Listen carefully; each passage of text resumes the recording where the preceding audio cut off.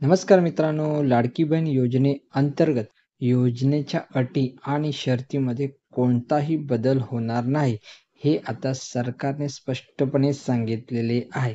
या संदर्भातील नवीन नोटीस आहे ती आलेली आहे. काय काय नोटीसमध्ये माहिती सांगितलेली आहे ती आपण जाणून घ्या.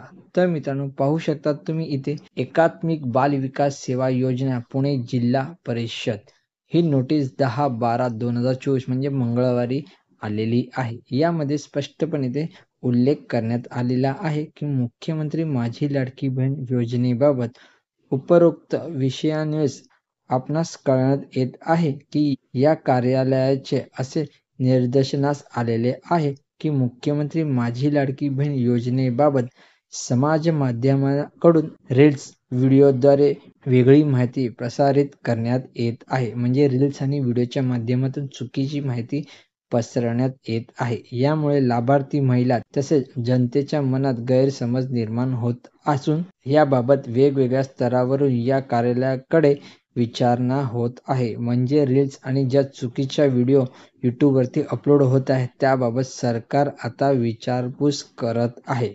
या अनुषंगाने आपणास कळण्यात येते की मुख्यमंत्री माझी लाडकी बहीण योजनेच्या अटी व शर्तीमध्ये तसेच योजनेचे सद्यस्थितीमधील कार्यपद्धतीमध्ये कोणतेही बदल झालेला नाहीये. योजनेमध्ये कोणताही बदल असल्यास प्रशासनाकडून आपणास कळवण्यात येईल.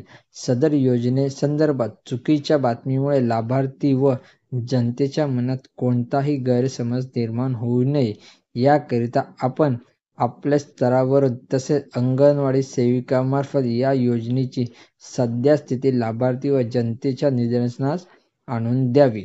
इथे स्पष्टपणे सांगितलेले आहे योजनेमध्ये कोणताही बदल करण्यात आलेला नाहीये. मित्रांनो, व्हिडिओ आवडली असेल तर जास्तीत जास्त तुमच्या मित्रपरिवारामध्ये नक्की शेअर करा. धन्यवाद मित्रांनो.